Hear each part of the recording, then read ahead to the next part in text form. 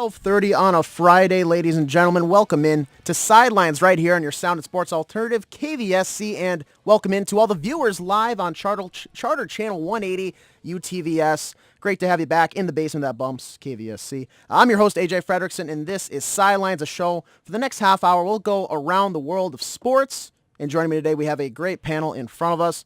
We'll go maybe veteran to rookie guys today. So we're started off to my left here. Mr. Drew Steele's in the building. Drew, how are you today? I'm doing fantastic. Might help if I turn everyone's mics on there. But anyways, how are you today? I'm doing fantastic. You know, you always get that moral boost when you put on the good old 8 in honor of Nemanja Bjelica. So anytime you can rep Nemanja, you got to be feeling great. You got to do it. And then we got Colin Rakowski, who's turned into a staple on this program the past few weeks. He's rocking the Nino Niederreiter Minnesota Wild Stadium Series jersey. I like how you look today, AJ. Yeah. Fun fact for the audience out there: Colin and I texted each other this morning, like, "Hey, what do you want? What do you want to wear? Do you want to match?" So totally I think we're the best looking guys. Exactly. We're the best looking guys, but a very close second. To us, at least. Joe Scarella wearing, is that a Zach Parise? It is a Zach Parise jersey, like and it. I really appreciate being called there in the second tier of beauty. So thank you for having me on the show. Is this your first time? It is my first time. Well, we're glad to have you. The nerves are there, but we'll get them out quickly. And then we have true freshman. He didn't redshirt last year. True freshman Trevor Bonnickson. Did I say that correctly? Oh, yeah. Perfect. Well, your first time on the show, is that a Adam Thielen? Oh, yeah. I got a Thielen that the Vikes are going to take the dub against the Saints on Sunday Night Football. You got a Thielen? Yeah, I got a Thielen. Did you know he actually went to college at Mankato State? Oh, I did know that, yeah. People tend to forget that. That's but new. Without further ado, since you already kind of mentioned it, I want to preview that matchup. We have the Saints coming to Minneapolis to play in US Bank Stadium against the Vikings in a rematch of last year's divisional round of the NFC. I am excited to watch this because it ended in the best possible way last year if you're a Minnesota fan, the worst possible way if you're a New Orleans fan. Stephon Diggs, sidelines, touchdown. Unbelievable. Joe Buck, one of his more memorable calls. I think it could have been better, but hey, simple is the best, I assume. But how big of a revenge game is this for New Orleans? How much is just last year's game going to bring in and weigh on this matchup on Sunday? Because it's the Sunday night game, so this is prime time. All eyes are going to be on the Vikings and the Saints. And the Saints, I don't know what they do about prime time, but they always look faster and better, and they're just the better team in prime time. So we'll send this out to the discussion. And for Trevor and Joe, I don't know if you know this. We've kind of switched the format of the show. It's no longer just we're going to do a round table discussion, blah, blah, blah. There's points now. It's a contest. I want you guys to play for something, and that something is it's 30 second to a minute final goodbye where your mic's the only one on. You address the audience. You can talk about anything and everything you want, but you got to earn it. So throughout the next half hour, you just defend your points. You bring up stuff and debate. If I like it, it's purely based off my objectivity. So if you got to cater to me, maybe. No, I'm just kidding. Gave me -1 points to start off the show a couple weeks ago. Yep. Oh, so yeah, we'll just kind of go at that. But this matchup this weekend, how do we expect it to play out? I expect the Saints to be running the ball a lot more than they have been this season, especially with Alvin Kamara. Alvin Kamara last year, I think he's the one that really is looking out for a revenge game this year. If you remember in the offseason, he was saying if the Saints should have won that game, and that they should have won the Super Bowl in the end. And I think that they're looking to give him the ball more since Mark Ingram's been back, he has not been a factor in that offense as much as he was in the first 4 weeks and last season. But Mark Ingram's still going to be that goal line back, and the Vikings' run D is really good this year. So I think it's going to be a really good matchup of top-tier running offense against a top-tier running defense, which also means that Kirk Cousins is going to have to win the game for us, I think, this week as well, with Drew Brees on the other end. It's going to be a shootout. Drew Brees versus Kirk Cousins. It's going to be an exciting game on Sunday. The biggest X factor for me is Xavier Rhodes. If he's in right now, I know he didn't practice yesterday, but if he is in, that's a matchup nightmare for Michael Thomas. But otherwise, Michael Thomas is on Trey Waynes, and Michael Thomas is going to eat all day against Trey Waynes. So hopefully Xavier Rhodes is in. Luckily, he has that extra 6 hours to recover because it is Sunday night instead of that noon game. So, and the thing is that 6 hours actually makes a difference. Exactly. It makes a big difference. And you could tell that last week with Kansas City had that extra 3 hours to prepare against Cincinnati, and Cincinnati absolutely looked like trash. Also, just a quick note, Xavier Rhodes did practice today. Okay. So Matchup questionable nightmare. or I'm sure he's going to be questionable. Anthony Barr didn't practice today either, but Mike Zimmer said yesterday that he expects him to play, so I think hopefully it's we just don't drop him in the precautionary. coverage. The stars show up for prime time. Exactly. Rhodes is going to be playing.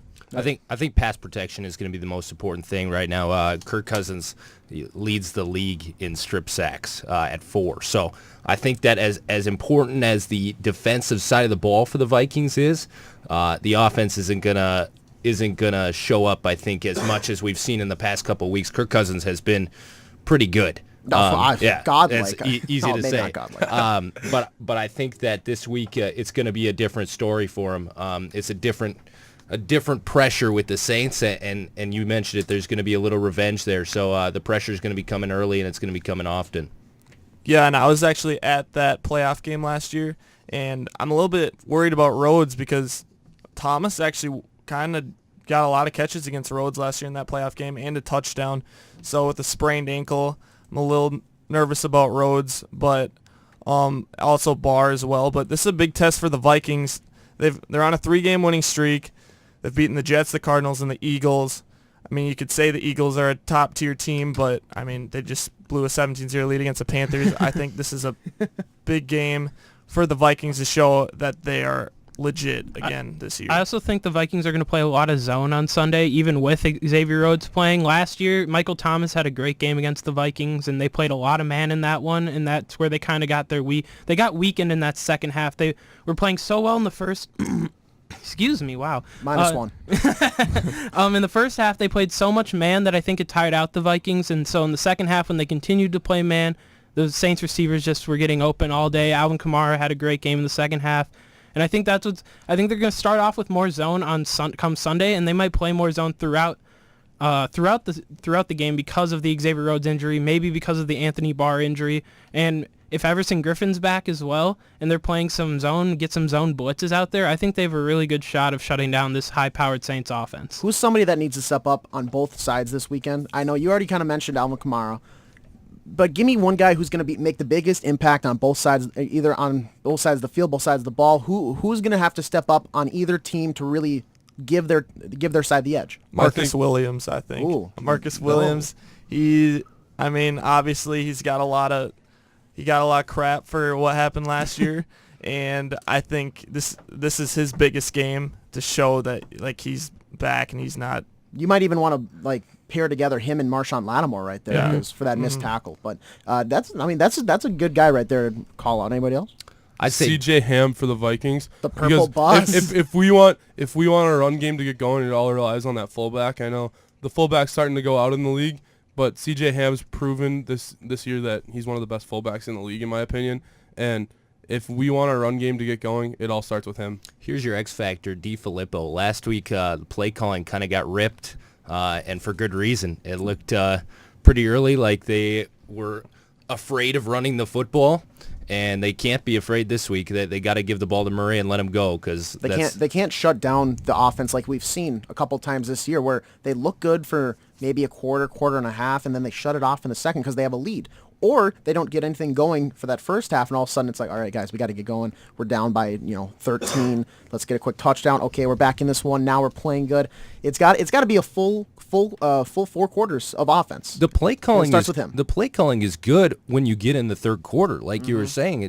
If they would start right away in the first quarter with some of the plays that they've dialed up, they're one of the best teams in the NFL. But it seems like they don't. It seems like they have to feel out the other team for the first half of the game when. In today's NFL, you have all week of endless film to watch. You should be prepared for this. Take a shot on second and short, please. We never do. Go deep. Someone might be open. Pass interference is ridiculous this season. Take a shot. Yeah, Kirk Cousins also going into this year is one of the best in the time he's been in the NFL as a starter. He's one of the best play-action passers in the NFL statistically. You can debate other, obviously, quarterbacks, but by the stats, he is the best play-action passer. He has the best completion percentage and passer rating on play-action plays, and I think this year, Kirk Cousins has kind of shied away from that. I don't know if it's more of DeFilippo's offense or if it's more of a Kirk Cousins thing. But they need to do more play action, and we've seen the run game start to get going the last 2 weeks, and last week they should have ran the ball a little bit more as Latavius only had 15 carries in a 20-point victory. If they can get a lead in this one, the play action pass with Latavius is going to be really, really big since the last 2 weeks they've been able to get that run game going. And this week, I think the Saints are going to start to game plan for the run game, and I think the play action pass is going to be there on, like Joe said, on those second and shorts. Moving into the weekend, Mike Zimmer has already ruled out Dalvin Cook for the Vikings, but he is just a part of a group of running backs who have been either hurt or willingly choose to sit out this year. Le'Veon Bell right there, but then you just had Marshawn Lynch, who got put on the IR. You've had so many guys go down this year, even before the year, with like Jerick McKinnon out in San Fran. Todd Gurley's been the standalone, clear number one running back this year, but who are the top guys now with all of these big names either out or not playing? Well, one guy you forgot to mention was Melvin Gordon, who is a touchdown machine on my fantasy team, who's carrying me to a 6-1 record so far. But he was out last week too. Right, yeah, he has a bye this week. So last week I lost because Melvin Gordon didn't play. This week I'm a little worried about it, but it's just fantasy football. As long as Vikings win, I'm okay. But I think I think Melvin Gordon and Todd Gurley are on that same pedestal. I mean, Melvin Gordon doesn't have the yards that Todd Gurley does. He's, I think, like 60, 70 yards off, maybe a little bit more. And he's only like a few touchdowns behind. But the three running backs are definitely Todd Gurley, Melvin Gordon, and Kareem Hunt this year. Those have been the best three running backs, in my opinion. Yeah, and that's what I would hit on. I would hit on Kareem Hunt because him and that offense has opened it up for Mahomes. I know everyone thinks Tyreek Hill, Patrick Mahomes when you think of the Chiefs offense, but that run game and the passing game out of the backfield with Kareem Hunt really comes into play when you see Kansas City play. He gets over 50 yards receiving, 50 yards rushing every single game. Yeah, I mean, Tyreek Hill and Patrick Mahomes, they've been the studs there. Kareem Hunt has definitely been good on the ground. Andy Reid kind of took him out of the equation towards the end of last season, but they reworked some things and catered around Mahomes, and they've really been good with that Mahomes arm to then be able to just kind of mix it up and keep it on the ground. He's such a powerful, strong, shifty guy who gets in between those linemen. So, yeah, that's definitely a good guy to watch. For how bad the Giants are, how about Saquon Barkley? Tree trunk legs. Wow. 481 on the ground. That's fifth in the NFL. He's the entire team. Do you think the Browns regret at all not drafting him number one? I don't think so. You think? No, I don't think so. They're 2-4-1. I'm not saying from my opinion. I'm saying from the Browns' perspective, they've won 2 games. That's more than 20. Their last 20 true. games. And lost in 3 overtime games. Right, exactly. They've been close. I mean, it's been if you close. look at it, that's potential of winning 5 games. Right. Yeah. So I think that's why they're not regretting it. Maybe I'm thinking down the line they'll be like, man, we should have took Saquon Barkley, but now I think they're fine right now. It's a small sample Right, size, exactly. but Saquon's looked unreal. Baker's looked good, but Saquon's but looked he's amazing. also I think production-wise Saquon's been better, but it's 2 different positions, 2 guys who need to adjust their games. It shows the importance of running back versus quarterback. For how good Saquon's been, the Giants only have 1 win, and the Browns have 2.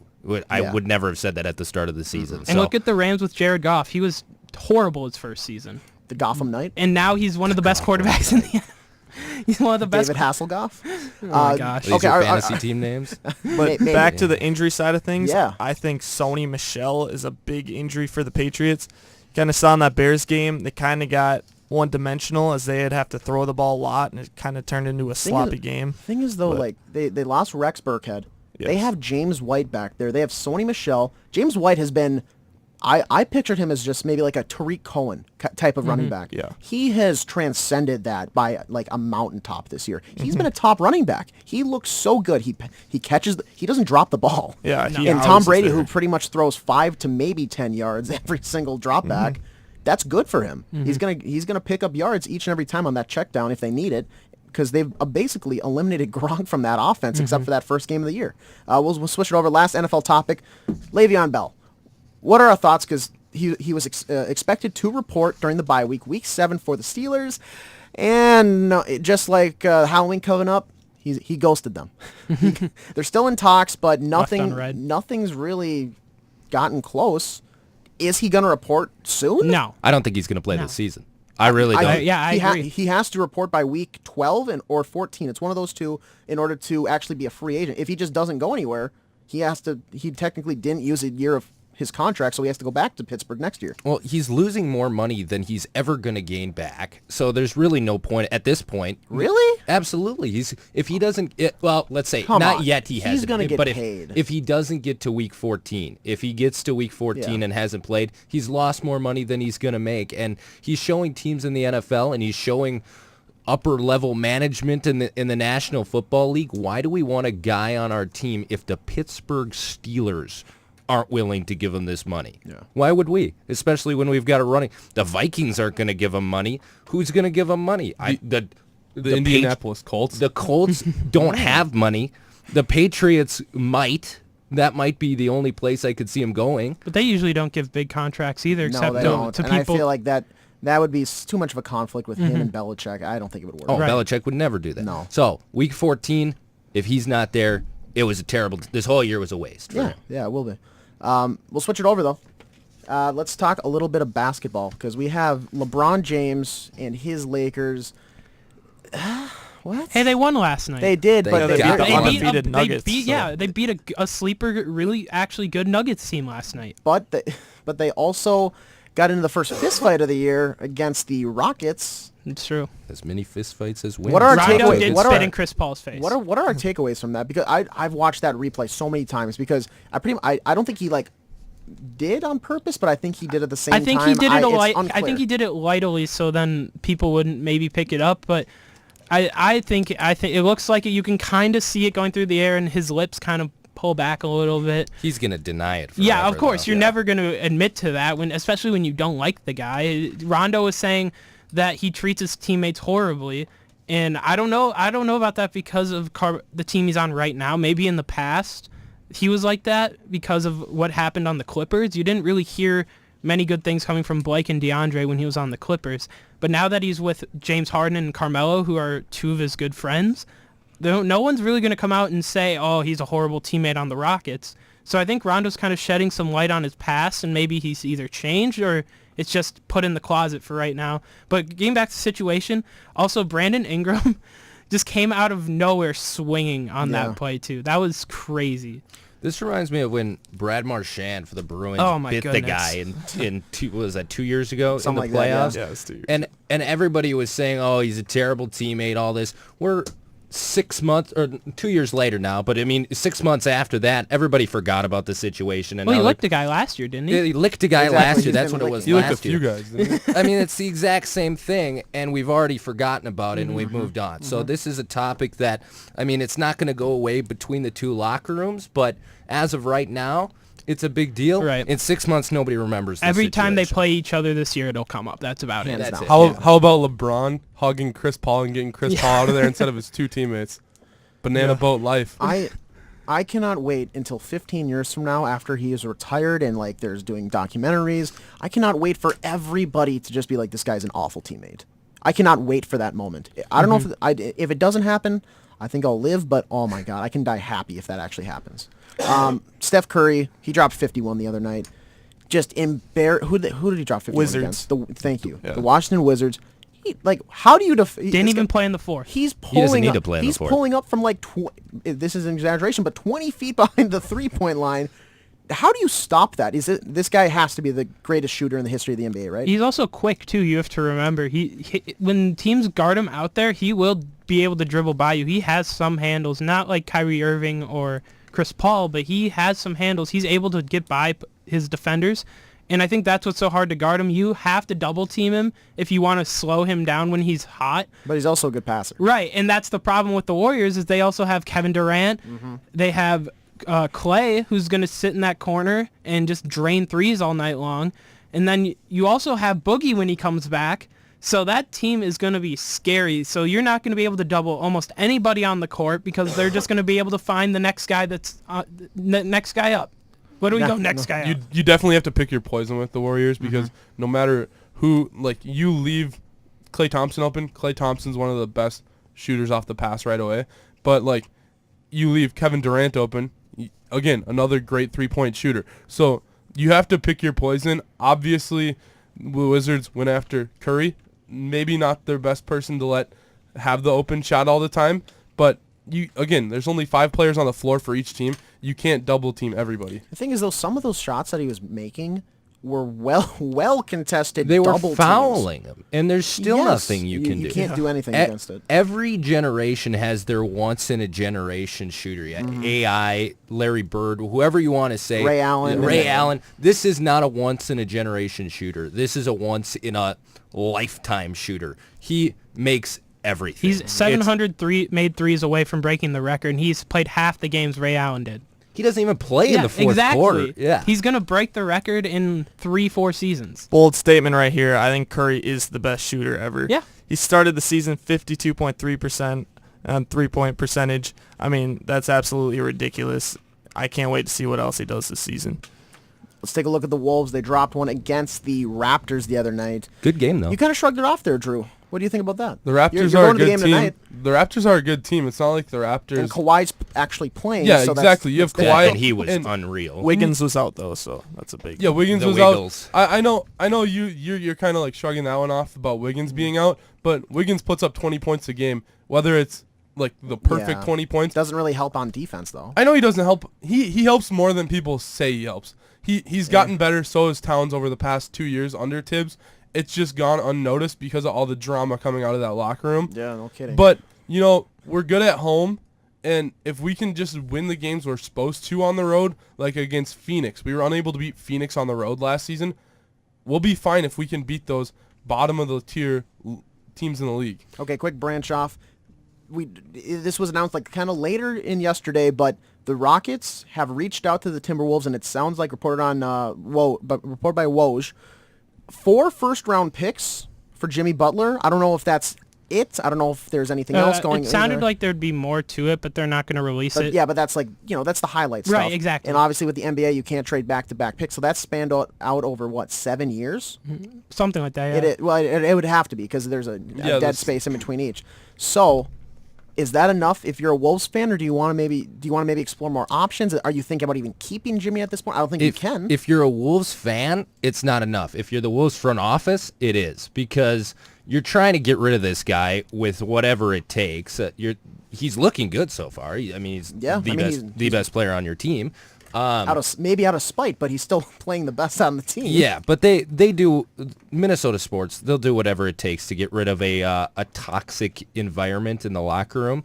And so I don't think it's long before he goes, and Minnesota fans might not be happy about it, but this might be one of those times that it actually works, that this might be a guy to get rid of. Because as good as he is, if we can get 4 first-round picks for him, you'll take it. Exactly. 7 years down. 7 years down the line, it'll be like that Nets deal with the Celtics eventually, because the Rockets, obviously you have James Harden now, but he's in his prime. Eventually that'll start to go downhill, and if you can have a first-round pick 7 years from now, the Rockets could be at the bottom of the league. Okay. I read this morning that the Wolves actually aren't very interested in that trade, though. So, I feel like we should do the trade, but I read this morning that they're not really interested. Why do you think they should do the trade? Jimmy Butler's probably going to be gone after this year anyways. So we're going to have one good season with him still. We're getting multiple first-round picks as it sounds. I think it's just time to move on from Jimmy Butler. Okay. The way I look at it is we're trading Levine, Dunn, and Markkanen for 2 8th spots in the playoffs maybe. I don't think that's enough for what the deal we had. Obviously, if Jimmy Butler stayed longer, the deal would still be... It could still be in our favor, but as of right now, you can't just trade it for 2 8 spots. You have to get that deal out. I guess, do you think that you can accept immediately going back into a rebuild stage? Because it was a 13-year process just to get back to the playoffs, and now you're going to say, well, let's just rebuild again, even though we have a franchise big man, Wiggins, who we've been banking on for so long, but now, hey, let's just try to go ahead and get 4 more first-round picks and extend this even longer. Yeah, but they can use those first-round picks for bait, going out and trading those now, but and bringing in people. Late first-round picks in the NBA don't really have a lot of trade value. When you think about it, there's only 256 jobs in the NBA, and the top 5 players are usually the ones that are going to make an impact that right away. And when you're rebuilding, if you're the Timberwolves, you kind of want that impact player, because 13 years. It took 13 years just to get back to here. And yeah, those last 2 Rockets picks might be middle to top first-round picks, but the first two are going to be late first-rounders, and you're not going to get a player that's going to help you right away. That player either is going to get sent to the G League, released, or he won't even help for the first 5 seasons. But Carl also isn't in his prime. Carl and Andrew aren't in their prime. Right. So really, they're not going to win a title in the next 4 years, in my opinion, even with Jimmy Butler. I think you plan down the road. Not while for the when- Warriors are still a thing. Exactly. You plan down the road for when Carl and Andrew are 28 and 27, in just entering their prime.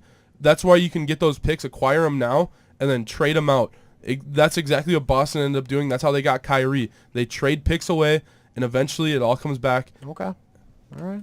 We'll switch it over. We got about 5 minutes left in the show, but last night, Ryan Suter of the Minnesota Wild played in his 1,000th NHL game. Picking up a point as well. Yeah, he got an assist in that one, but this guy's been around the league for so long. He still has a long time left on that big deal he signed with Minnesota back in 2014? Yeah, 2013, 2014, that summer. That offseason on July 4th. 4 years left, I think. I think it's closer to 5. 5. I think it's Closer to 5. I think it's 5. Wow. But this guy, he's going to rack out more numbers. He plays still like up there in the most in the league every single season. He's always in that conversation for Norris Trophy towards the end. He's not going to crack like the final voting, but he's in that conversation. Where does he rank all time right now, and where can he maybe ascend to for top defenseman of all time in the NHL? I would say top 50. I Really? think what makes him so great is that, he's always healthy. He hasn't had any big injuries. And he's bounced back well after that one in the playoffs last Yes, year. yeah, and he's a reliable guy. You can always count on him to be there. So yeah, I'm saying top 50. I would say he's top 5, and that's Top All time. Just wait now. Just all wait. time. Just You're wait telling now. me he's better Yep. than Lindstrom, Nope. Hold on. Chelios, Give me my list. Bobby Orr. Give me my list. Hold on. Will you relax now? We're all freaking out here. Bobby Orr, Nick Lindstrom, Ray Bourque, Larry Robinson, and I have him tied with Chris Chelios. And this How about Scott Niedermeyer? here's the deal. Are you kidding me, Here's Joe? the deal. The numbers. You were winning until now, just so you know I that. understand. I understand. Oh my just God. listen. Just listen. Ryan Weber. Suter's numbers. maybe not. Ryan Suter's Go ahead. I wanna hear numbers. this. Ryan Suter's numbers are not what makes him a yeah, great no. NHL hockey player. Ryan Suter's patience as a D-man are what makes him in the top 5 of the NHL. If you watch him when he comes down on a one-on-one defensively, 2-on-1, whatever it is, he is the most patient defenseman I've ever seen. And I've watched a lot of hockey. And to be honest, I've never seen a guy, and even Bobby Orr, who's the greatest of all time, and that's not questionable. Even Bobby Orr can't do defensively what Ryan Suter could do. He's not top 50 scorers. He's not top 50 defensive scorers. He's top 5 because he is probably the greatest defensive defenseman of all time. I see your And that- point, but like, He is the What? greatest I would defensive say top defenseman of 30, all but time. not top In 5. that point, I would say Joe Mauer is the greatest baseball player of all time. On what standard? It's the exact same thing as you saying How? Ryan Suter is top 5. Okay. Dude, Oh, Bobby, my- I can oh, name jeez. 10 defensemen that are way better than... I would Defensively say you'd have defenseman? to argue that maybe Suter's even top 5 in the league currently. Yeah, But- Yeah, I don't even think think... he's- I don't even think right that, now. like, Right now active, he's but- good. Oh my When- goodness. you have to remember though that he's always in the top vote getting in Yeah, Norris. I I'm know, not saying I know. all time, but Yeah. right now he is in the top vote getting in Norris. So I wrote going down in history the top 5 active defensemen that are still playing. Give me a list. Yeah, It'll be right. Erik Karlsson, Drew Doughty, Duncan Keith, Shea Weber, and Zdeno Chara are all ahead of Ryan Suter right now actively. All right. That was it. Joe, you were in the lead, but I can't let you win You after gave me that. minus So 100. so that means Drew Steele is our winner. Colin, Yes. you came up a little short today. I'm not going to lie. Like, I don't know. I just wasn't feeling you today. Trevor with a great It outing, happens. though. He was What did I very- end in? Rookie Did I debut. come in last? You would have been tied with Drew for 8, and if you would have even just like said anything remotely, educational, like if you sounded Watch somewhat him coherent, defensively. Watch him defensively. you would have been over. But no, I can't after that. Trevor, you come up in second. You're third. You're dead last. Oh my God. But Drew, take your minute to address the general public with whatever you want. I would just like to point out the greatest time of the season is right around the corner. High school hockey season is coming back to the great state of Minnesota. You know, this tournament's not till March, but Thanksgiving weekend, all of your worries go away, and it comes back. and Pine City's going to win it all this year. I know we just went out on Charter Channel 180, but so thank you to anybody that might still be watching. I think they had to go right out at 1 o'clock, but that's going to do it for Silence today. So big congratulations to our champion Drew Steele. Yeah, I didn't want to have Colin's mic up too much because it's super loud for some reason, but everybody else, thank you for doing that. And if you are still feeling sports, bounce over to the KVSC Sports Stream. Hans Bristol is out at Husky Stadium right now. Kickoff just started on that one. Yep, it just got underway. SCSU soccer going on right now, and then you have HSF coming up after the 4 p.m. News Watch right back here. But coming up next, I believe it's going to be Sydney hopping in. Sid's going to be hopping in here for the afternoon progressive rock show, so don't touch that dial unless you want to go to the sports stream, but you can always multitask there. So don't go away. We'll be right back after this break on your Sound and Sports Alternative, KVSC.